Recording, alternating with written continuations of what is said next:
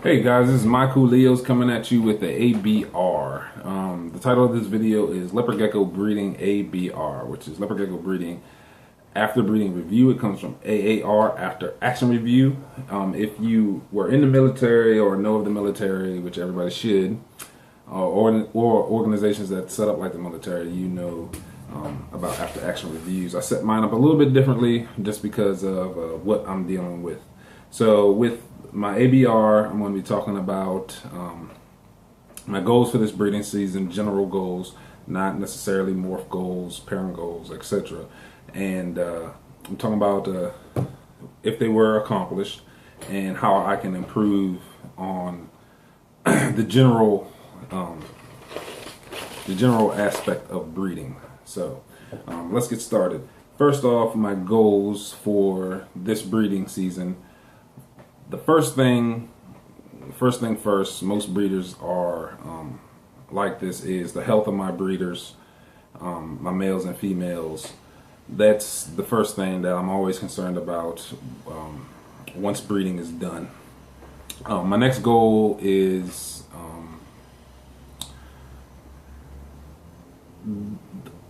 since this is the Bell, this is going to be an ABR on my Bell project. I wanted a decent selection of bells to choose from for next year's breeding group. My next goal was having at least, from this project, at least 30 babies, hatchlings to choose from. Next is, I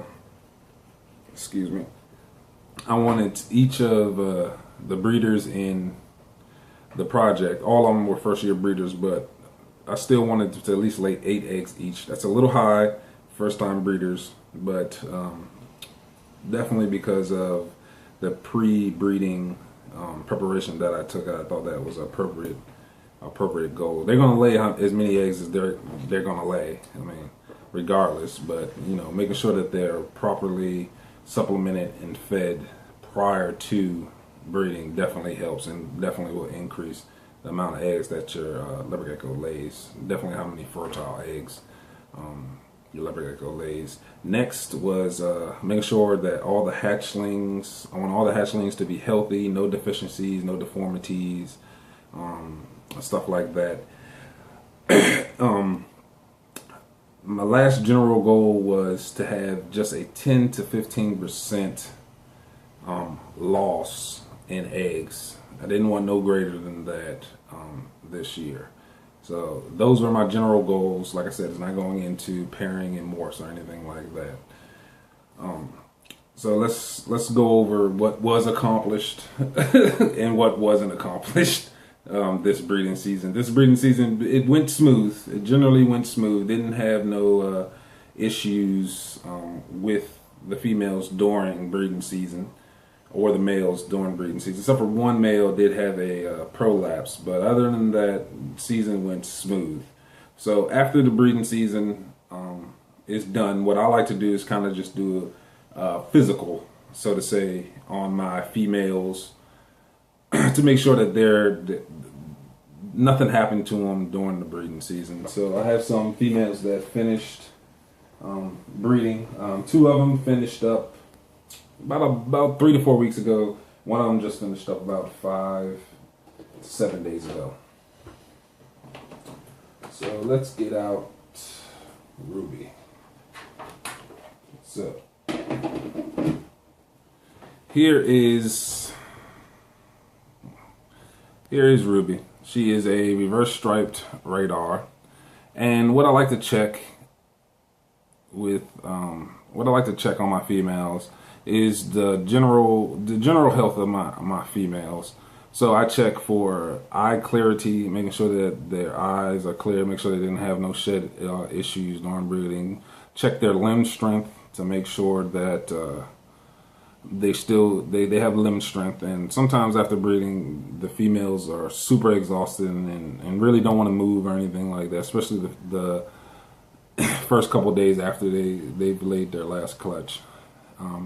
I also want to check their weight. So before breeding and periodically, when it's not breeding season, I weigh my leopard geckos. but before breeding is the important one. I weigh them before their first successful copulation. Then I weigh them after they finish copulating to see how much weight they've lost. Then of course, with that, I check their physical appearance. As you can see, her tail's still nice and plump. Leopard geckos, if you don't know, they keep their fat storage, majority of it in their tail. They also keep fat in their abdomen on the far left and far right side. I check their calcium pouches. They keep calcium, the majority of the calcium in storage pockets behind their armpits. And the one thing that's really, really important for me that I check is I check their vent and the area around their sexual organs, just because of how much activity is going on around there. And since I use cocoa fiber as their breeding medium, there's a chance that would get lodged up in there just because of all the activity of eggs going, coming out of there and then breeding. Check to make sure that there's no fluid coming out of it. Check to make sure that there's no swelling, no irritation, stuff like that. Just to make sure that they're generally in a healthy condition after their breeding. I also check to see their food response. After they've rested, after they have finished laying, they should be food crazy. And what I mean by that is you put food in there and it's gone the next day. I mean, if you put a ton in there, of course, it's not going to be gone the next day, but pretty much they eat their food up. Here is Exotica, and she's the one that just finished laying a couple days ago, five days ago. With her, I don't really stress limb strength, even though she is definitely very active, very responsive, definitely very responsive to food. She has lost a good deal of weight. She's 8 grams less than she was when she started breeding. She laid a lot of eggs this year. She laid around 22 eggs, which is a crazy amount. 18 of them made it to hatching. So that's pretty good in my book. The other ones, one pair was definitely my fault that they were lost, but she's very responsive. Same thing with her, checking her vent, checking her response, her movement, her eye clarity, her alertness to her environment, her weight, and she looks good. She is one of my favorites in this project. She does some crazy patterns. Nice, healthy babies. Definitely one of my favorites. She's one of my favorite personality-wise as well. Very, very, very, very cool, laid back, explored. She likes to explore personalities. You also want to check if there's any scars or any wounds that happened during breeding. You definitely want to check that to make sure that they're not infected and have healed properly or are healing properly.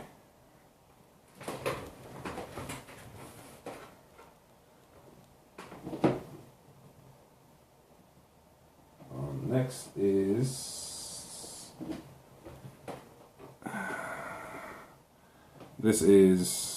she's definitely been eating like a storm. She has a pop belly.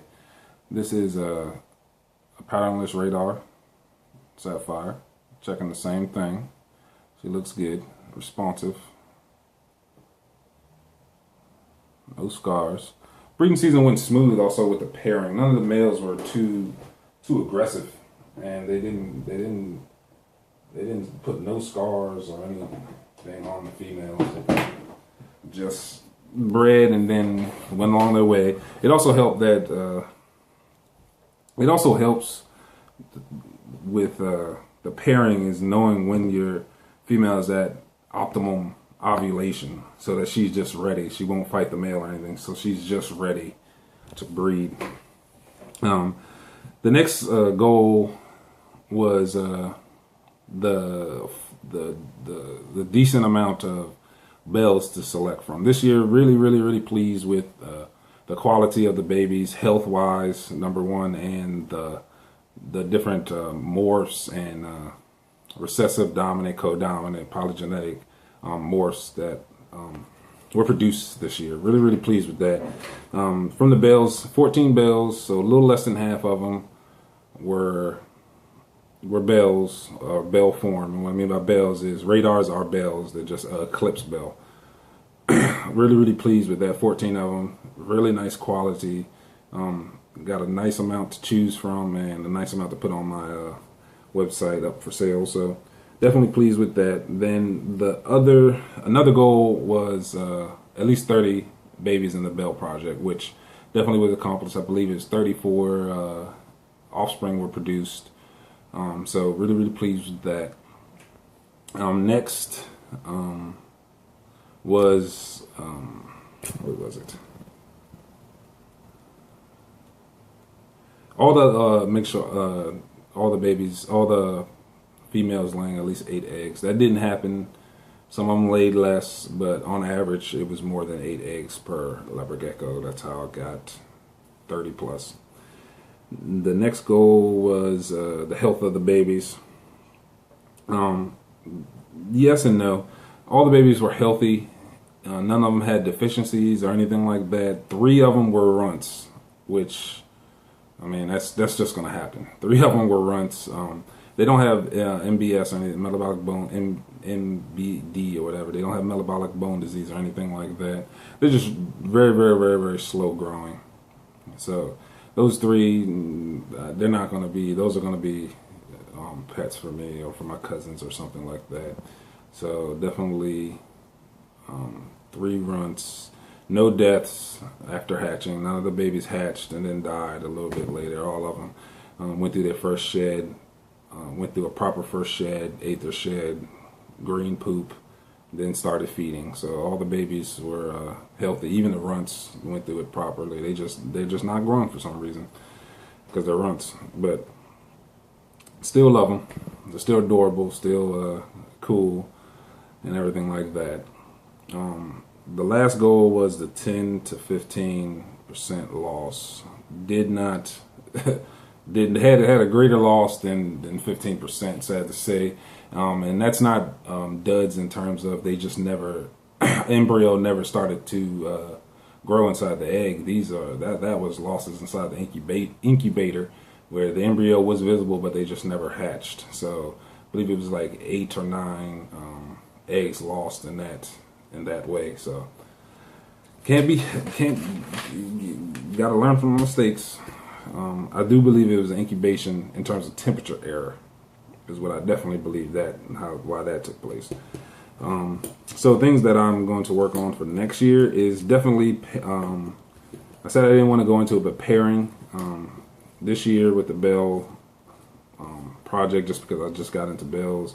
Had, like you saw, Exotica, she is a tangerine double het for radar, so that leaves a lot of different hatchlings that could be produced. Definitely don't want to do double het animal again. A lot of different types, and then the percentage of the het, you know, all of them that aren't visually showing, you know, bell or radar. Actually, bells too, they're 50% het for it, so it's a 50-50 chance of them actually being het for one or both of the recessive genes. Another thing I want to work on is the incubation. Incubation is a big one. Definitely want to work on incubation temperature. I believe that had an effect, like I said, on the 8 to 9 eggs that were lost. And then want to change up supplements. Quality of supplements that I used this year was top notch, but pricing, whoo, definitely think I could cut back on the price of supplements. A lot of people are using that osteoform. I might switch over to that because calcium with this amount of calcium and vitamin supplements with this amount of leopard geckos is expensive.